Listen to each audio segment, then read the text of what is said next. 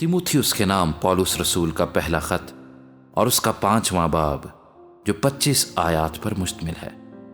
کسی بڑے عمر رسیدہ کو ملامت نہ کر، بلکہ باپ جان کر نصیحت کر، اور جوانوں کو بھائی جان کر، اور بڑی عمر والی عورتوں کو ماں جان کر، اور جوان عورتوں کو کمال پاکیزگی سے بہن جان کر۔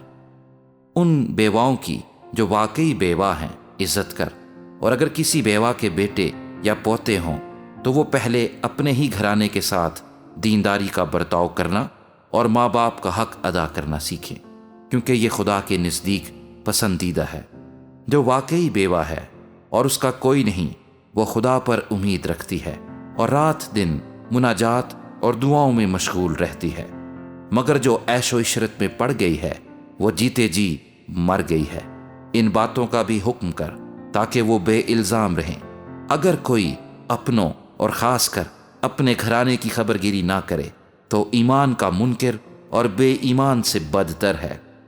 وہی بیوہ فرد میں لکھی جائے جو 60 برس سے کم کی نہ ہو اور ایک شوہر کی بیوی ہوئی ہو اور نیک کاموں میں مشہور ہو، بچوں کی تربیت کی ہو، پردیسیوں کے ساتھ مہمان نوازی کی ہو، مقدسوں کے پاؤں دھوئے ہوں، مصیبت زدوں کی مدد کی ہو، اور ہر نیک کام کرنے کے درپے رہی ہو۔ مگر جوان بیواؤں کے نام درج نہ کر، کیونکہ جب وہ مسیح کے خلاف نفس کے تابع ہو جاتی ہیں تو بیاہ کرنا چاہتی ہیں اور سزا کے لائق ٹھہرتی ہیں، اس لیے کہ انہوں نے اپنے پہلے ایمان کو چھوڑ دیا۔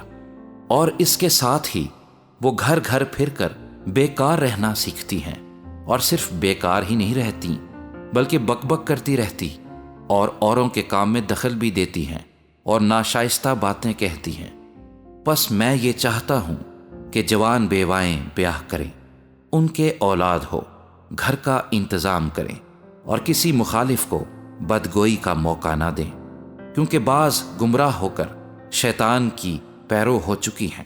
اگر کسی ایماندار عورت کے ہاں بیوائیں ہوں تو وہی ان کی مدد کرے اور کلیسیا پر بوجھ نہ ڈالا جائے، تاکہ وہ ان کی مدد کر سکے جو واقعی بیوہ ہیں۔ جو بزرگ اچھا انتظام کرتے ہیں، خاص کر وہ جو کلام سنانے اور تعلیم دینے میں محنت کرتے ہیں، دو چند عزت کے لائق سمجھے جائیں، کیونکہ کتاب مقدس یہ کہتی ہے کہ دائیں میں چلتے ہوئے بیل کا منہ نہ باندھنا، اور مزدور اپنی مزدوری کا حقدار ہے۔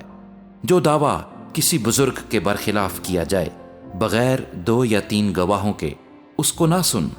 گناہ کرنے والوں کو سب کے سامنے ملامت کر، تاکہ اوروں کو بھی خوف ہو۔ خدا اور مسیح یسوع اور برگزیدہ فرشتوں کو گواہ کر کے میں تجھے تاکید کرتا ہوں کہ ان باتوں پر بلا تعصب عمل کرنا اور کوئی کام طرفداری سے نہ کرنا، کسی شخص پر جلد ہاتھ نہ رکھنا، اور دوسروں کے کاموں میں شریک نہ ہونا، اپنے آپ کو پاک رکھنا۔ آئندہ کو صرف پانی ہی نہ پیا کر، بلکہ اپنے معدے اور اکثر کمزور رہنے کی وجہ سے ذرا سی میں بھی کام میں لایا کر۔ بعض آدمیوں کے گناہ ظاہر ہوتے ہیں اور پہلے ہی عدالت میں پہنچ جاتے ہیں، اور بعض کے پیچھے جاتے ہیں۔ اسی طرح بعض اچھے کام بھی ظاہر ہوتے ہیں، اور جو ایسے نہیں ہوتے وہ بھی چھپ نہیں سکتے۔